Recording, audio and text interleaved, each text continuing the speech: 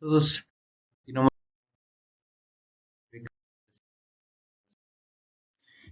Hemos hablado de varios aspectos respecto de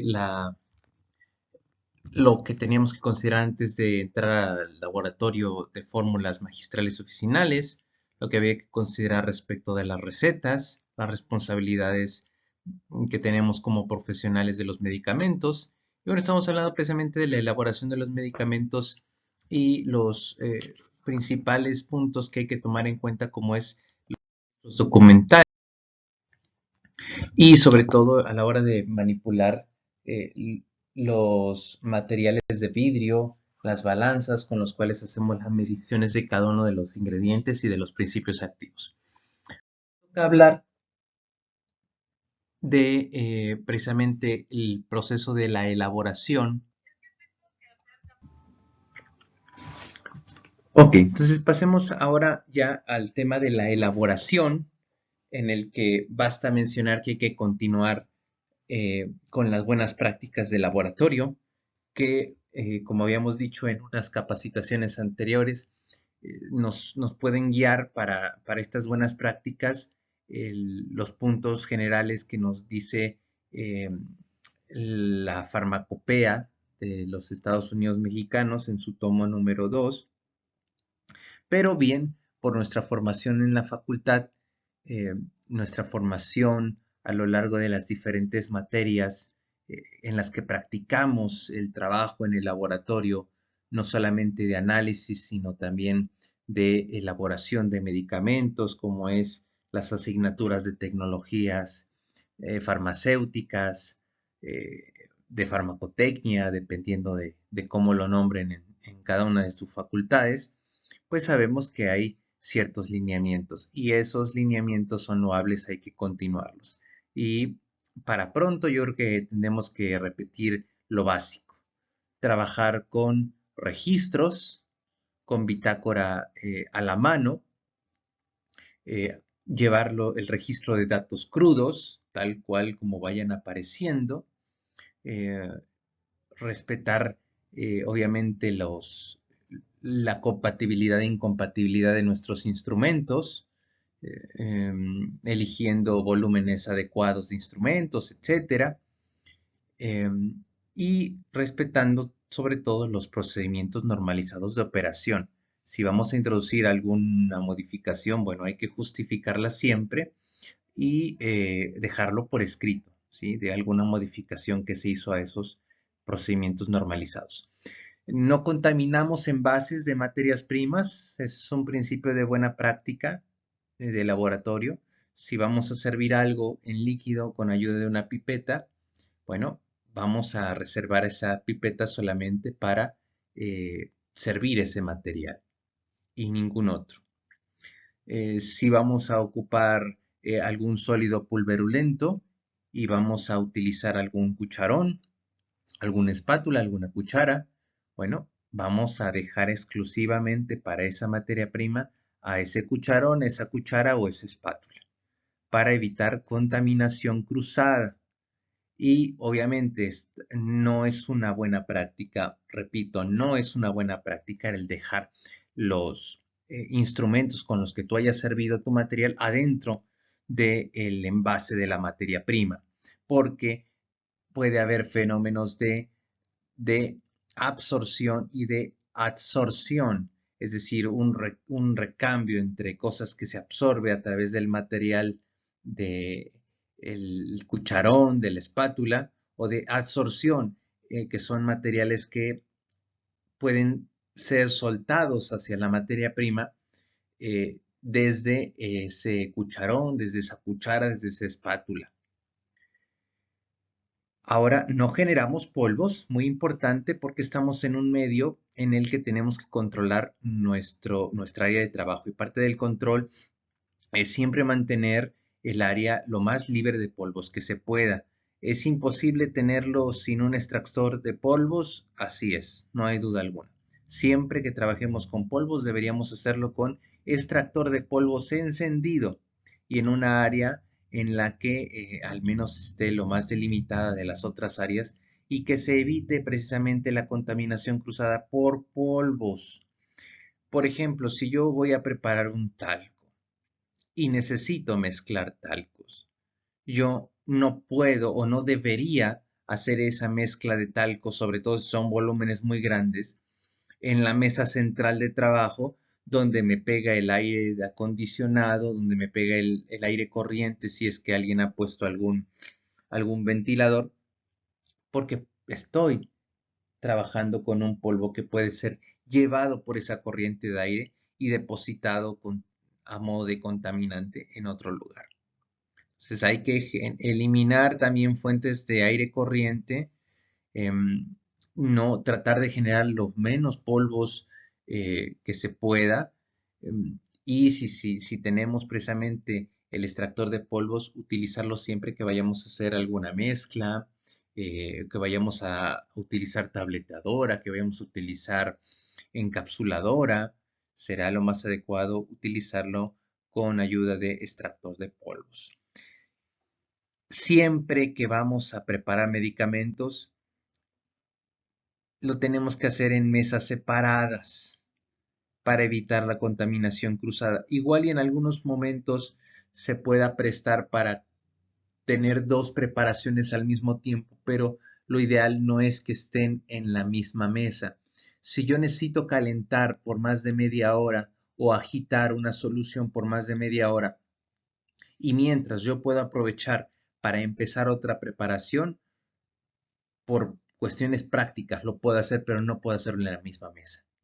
Si yo dejé algo en el agitador magnético o bajo calentamiento, debe estar tapado, siempre y cuando el calentamiento y la agitación no generen vapores que puedan hacer explotar precisamente el material de vidrio o el material que yo esté calentando. Siempre hay que tomarlo muy en cuenta. Si yo estoy preparando cremas, bueno, me reservo una mesa para preparar cremas y pomadas. Si yo voy a hacer polvos, cápsulas, talcos, etcétera, papelillos, bueno, reservo una mesa o los dejo hasta un periodo aparte en mi organización de tiempo para que no me genere esa contaminación cruzada. Ojo, esto tiene que quedar contemplado en el procedimiento normalizado de operación para evitar contaminación cruzada. Es un PNO que sí nos lo pide el suplemento para farmacias del mexicano, ¿sí? Entonces hay que tomarlo muy, muy en cuenta. Otro aspecto, hay que rotular recipientes y utensilios. Si yo sé que estoy haciendo dos emulsiones al mismo tiempo del mismo principio activo, pero en diferente concentración, yo rotulo mis vasos de precipitados. Si yo estoy haciendo pruebas de calidad de dos o tres soluciones, rotulo mis tubos de ensayo para que no me vaya yo a equivocar a la hora de servir o de interpretar mis resultados, por ejemplo, para pruebas organolépticas. Si yo estoy pesando varios principios activos y cada uno le asigné una cuchara o un cucharón o una espátula, dejo una seña o rotulo con qué, para qué es esa cuchara, ese cucharón, esa espátula, para qué es esa probeta, para qué es esa pipeta, ¿sí? Es muy importante siempre tener todo rotulado porque nos asegura tener un registro sobre el cual volver si tuviéramos duda alguna, o para rectificar que el proceso que estamos haciendo en efecto tiene que ser así. Si yo mezclo, por ejemplo, dos cosas que no tenía yo que mezclar, pero eran de aspectos semejantes, como en el ejemplo que les di hace un momento, de que yo voy a hacer una emulsión con los mismos principios activos pero a diferente concentración, igual y las características organolépticas no me van a hacer poder diferenciarlo. Entonces yo necesito rotular. Ahora, también aplica para las materias primas. Yo no voy a traerme un saco de 25 kilos que no esté rotulado de la bodega, porque yo necesito tener la certeza de que ese material que me están trayendo de bodega, en efecto, es la identidad del principio activo que yo mandé a traer. Yo necesito revisar el etiquetado interno, el etiquetado del fabricante. poder reetiquetar. Necesito esa información y que todo esté correctamente rotulado. Sería un error también trabajar con envases de materias primas que no estén debidamente rotulados, porque pudiéramos exponernos a un error al, por así decirlo, equivocarnos de una materia prima. Ahora hay que llenar, recuerden, las fichas en cada etapa de elaboración. Hay cosas que las podemos llenar antes, hay cosas que las tenemos que llenar después. Podemos preparar nuestras fichas al inicio, sobre todo llenando las cosas que tienen que ver con el método que vamos a seguir en la preparación, con las cantidades que vamos a pesar de cada cosa, con la forma farmacéutica, con el folio, con el número de la receta, con el tipo de material de acondicionamiento, con qué pruebas de calidad vamos a hacer y dejamos los otros espacios libres para ser llenados conforme lo vayamos haciendo. Los residuos, ojo, los residuos que vayamos a obtener de cada preparación o el excedente, lo que nos vaya a sobrar de cada preparación lo tenemos que eliminar adecuadamente. ¿Quién nos va a decir cómo eliminarlo?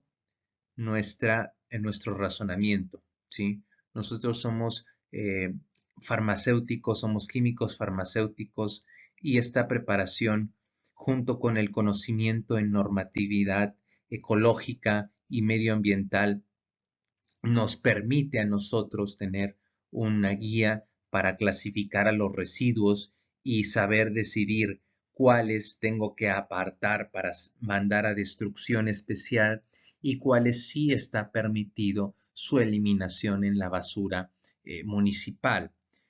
Un ejemplo muy claro.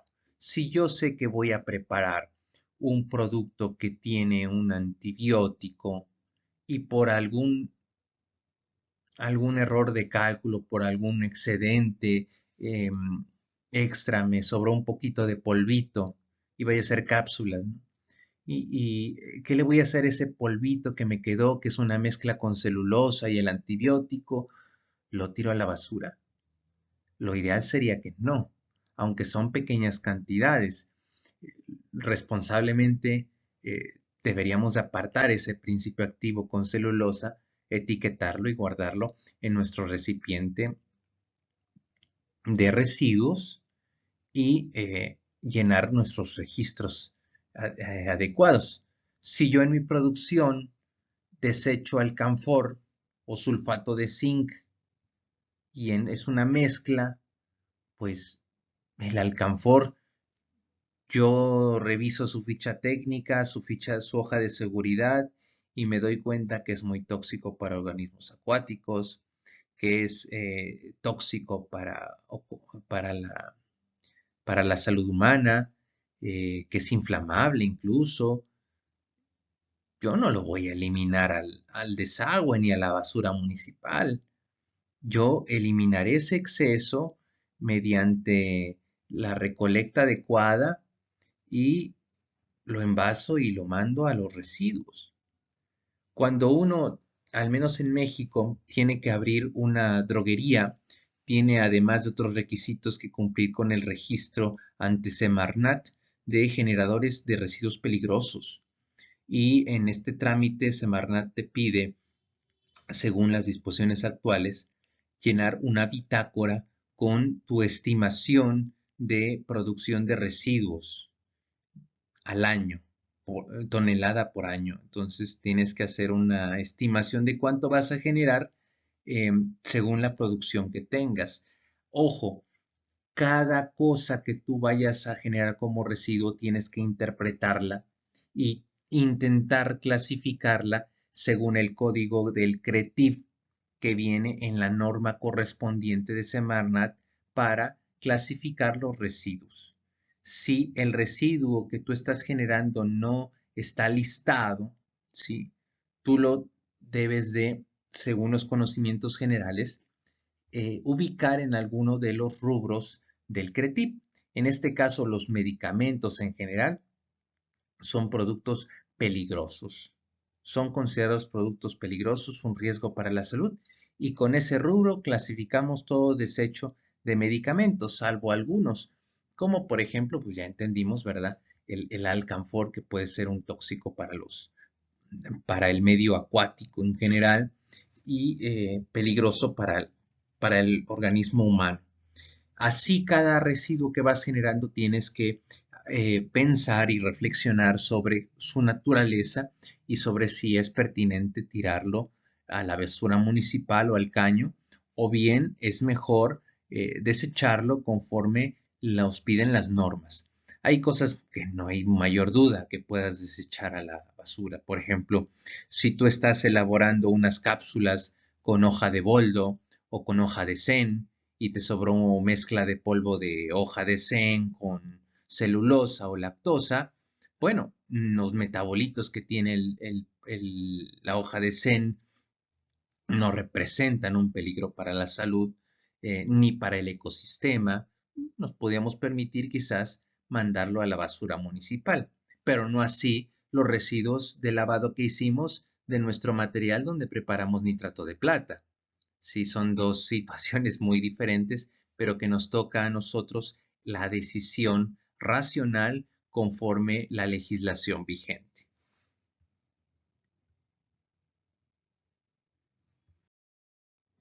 Ahora, es un punto muy importante que ya considerando todo esto, tengamos en cuenta que el punto de control de calidad que se hace eh, tanto a la materia prima como el material de condicionamiento y al producto final es un punto clave en el que tenemos que empeñarnos en identificar las características de una buena calidad de cada forma farmacéutica que elaboramos. Si se dan cuenta, ya no traté más a fondo de cómo elaborar cada forma farmacéutica, porque eso lo vamos a dejar para otro momento en el que con una mayor interacción o con más recursos eh, dinámicos pueda yo ejemplificar precisamente son las correctas elaboraciones de cada forma farmacéutica, que no distan mucho de lo que hemos aprendido en nuestros laboratorios de la facultad. En la facultad debimos haber aprendido precisamente al menos las técnicas más básicas de preparación de medicamentos, al menos si hemos recibido una formación como farmacéuticos. Pecado sería, por así decirlo, que un farmacéutico nunca hubiera preparado una solución medicamentosa o que nunca hubiera preparado unas cápsulas o que ni siquiera ella ha hecho cálculos farmacéuticos para la producción de un lote de alguna crema. ¿Sí? Son cosas que nos harían estallar la cabeza, no solamente a los colegas que ya practicamos la farmacia, sino también a los maestros y deberían hacerlo. No podríamos decirnos farmacéuticos si al menos en nuestra formación universitaria nunca nos hubieran enseñado cómo preparar al menos básicamente las formas farmacéuticas. Pero bueno, dejamos ese asunto para otro video y ya para ir cerrando, nada más ir mencionando a modo introductorio lo importante que es este control de calidad. Les había yo dicho que es importante la prueba analítica de calidad de la materia prima con la que vamos a preparar, pero también del envase donde vamos a condicionar, envase primario, y también del producto final. En las siguientes diapositivas yo me encargo de hablar del producto final, pero dejé al envase y a la materia prima fuera de la discusión porque primeramente es algo que hay que considerar desde mucho antes de empezar una preparación. Yo cuando tengo mi droguería y tengo que surtir mi stock de materias primas, yo tengo que tener la certeza de que son materias de calidad farmacéutica, que cuentan con un certificado de análisis en el que pasaron las pruebas que nos pide la farmacopea, eh, que están dentro de los límites específicos que dice, que dice la FEUM, la farmacopea, para cada ingrediente. Al igual que los envases, porque los envases, recuerden, farmacéuticos, la misma farmacopea tiene un capítulo dedicado a los tipos de envases, donde nos indican los tipos de pruebas de calidad que debería pasar cada envase y cómo hacer esas pruebas de calidad para asegurarnos que pues es un envase confiable para ser usado en medicamentos. Muchas veces encontramos envases que pudieran ser usados como eh, eh, recipientes primarios de medicamentos en tiendas donde venden cosas de plástico o utensilios de cocina, ¿no? Que son a veces tarritos, botellitas de color oscuro, ¿no? Color ámbar, de plástico, de vidrio, y que se asemejan mucho a los que utiliza la industria farmacéutica en su producción. Bueno, se parecen mucho, pero no sabemos si cumplen los criterios de calidad. Si no cumplieran los criterios de calidad que dice la farmacopea, pues no tenemos opción. O mejor sería no utilizarlos o bien tratar de revalidarlos, ¿sí? Mediante nuestro propio análisis de la calidad. Y bueno, ¿cómo vamos a revalidar tanto esas materias primas como las formas farmacéuticas que ya hicimos y los envases? Pues según los métodos analíticos oficiales. La farmacopea es nuestra enciclopedia para saber qué análisis hacer y cómo hacerlos. Muchos materiales no son tan sencillos de tener en cualquier laboratorio, ni los métodos. A veces hay métodos cromatográficos que igual y para una droguería sería un poquito complicado, dado que un cromatógrafo de gases, eh, un espectrofotómetro de masas o simplemente una cromatografía de columna es un poquito complicada para ser una técnica montada y practicada en una droguería que en México, recordemos, no son tan grandes. Las droguerías en México no son tan grandes, aunque las que sobreviven son antiguas, pero no son tan grandes como para poder amortizar ese tipo de inversiones iniciales, a menos que fueran parte de una cadena mucho más grande que sí dispone recursos económicos. Pero bueno, tenemos que adaptar. Si a ti te gusta la parte del desarrollo analítico, lo mejor siempre va a ser ponerte como reto el adaptar los métodos analíticos que dice la farmacopea para cada materia prima, para cada tipo de envase y para cada forma farmacéutica a lo que tú tienes para trabajar en el laboratorio. Y hay cosas que sí se pueden, hay a veces métodos analógicos, hay algunos métodos que inevitablemente ya vamos a tener que recurrir a la tecnología, en algunos por practicidad, más que porque no podamos hacerlo de manera analógica. Uno de ellos y de los más sencillos es el punto de fusión, ¿sí? Las máquinas que miden punto de fusión nos pueden dar muchas luces sobre la pureza de los materiales, sobre todo de estas materias primas que eh, son sensibles a este parámetro, ¿sí? Para indicarnos su identidad con una certeza muy grande, si bien no tan precisa como un espectrómetro de masas u otra prueba analítica, pero sí nos dan información que podemos rectificar con la bibliografía publicada y con el mismo certificado de calidad del proveedor que te está mandando un producto. Entonces es importante esa prueba de calidad a lo que te está llegando. Desde el inicio tienes tú que tener tu propio control de calidad interno de materias primas y envases, fundamentarlo en lo que nos dice la farmacopea, pero siempre tratar de comprar a proveedores que te den ese certificado de calidad. En ese sentido, nosotros nos descargamos de esa responsabilidad al comprar a proveedores que sí cuenten con esa documentación. Ahora, a veces hay muchas pruebas de calidad que tú puedes hacer a las formas farmacéuticas y hay poco tiempo. Afortunadamente en las droguerías que quedan en nuestro país sigue habiendo trabajo, sigue habiendo muchas solicitudes al día de medicamentos y muchas veces el volumen de trabajo nos impide poder realizar todas las pruebas. Bueno, ¿quién va a decir qué pruebas de calidad voy a hacer para cada medicamento preparado? El químico farmacéutico, ¿sí? Yo aquí les he puesto que hay que elegir las más acordes a cada preparación y a la disponibilidad de tiempo y recursos humanos. Si a ti te encargaron unas cápsulas, lo primero que hay que cuidar de las cápsulas es la dosificación. Y la dosificación correcta de una cápsula la monitoreamos por métodos estadísticos o por el peso. Entonces, igual y nos saltamos otras pruebas de calidad, como pudiera ser la desintegración, ¿no? Con un disolutor, con un medio acidificado, quizá enriquecido con enzimas, si es que el presupuesto da para eso. Pero no podemos darnos ese lujo. Necesitamos entregar esas cápsulas lo más pronto posible. Entonces elegimos simplemente la prueba de homogeneidad de peso.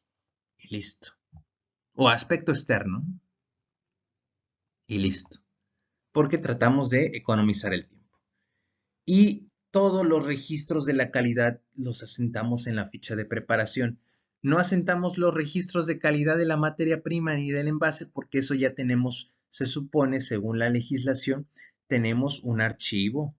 Tenemos un archivo de, de los certificados de calidad de nuestras materias primas. Ya lo tenemos que tener preparado y actualizado, donde viene cada lote con el que hemos trabajado.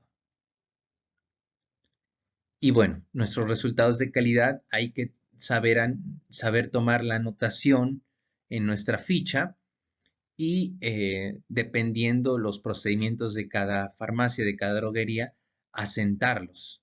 En algunas ocasiones pudiéramos ser muy específicos, ¿no? Por ejemplo, al poner un número, por ejemplo, esta solución tiene un pH 3, pues coloco el número 3. O un peso, el 10% fue menor o igual a tantos gramos. Pero en algunas otras, si así lo dicen nuestros procedimientos normalizados, podríamos declarar simplemente como cumple o no cumple. Pero siempre hay que señalar en nuestra columna de cómo se llama la prueba que hicimos, cuál fue el parámetro, ¿sí? Sería ilógico decir que cumple algo sin especificar que cumple. No hay a veces un criterio general, hay que ser muy específico, sobre todo en pruebas que nos requieren una medición más minuciosa, como sería el peso, como sería el volumen, etcétera. No así con otros que pudieran decirse cualitativos, en los cuales no tenemos una escala precisamente estandarizada para la medición, como ocurre en algunos lugares, no en todos, en cuestión del color, aunque pudiéramos establecer escalas de colores, ¿sí? Paletas, plantillas de colores para esas mediciones. Bueno, hasta aquí de esta capacitación, creo que ha sido la que ha tardado un poquito más. En la siguiente capacitación continuaremos. Muchas gracias.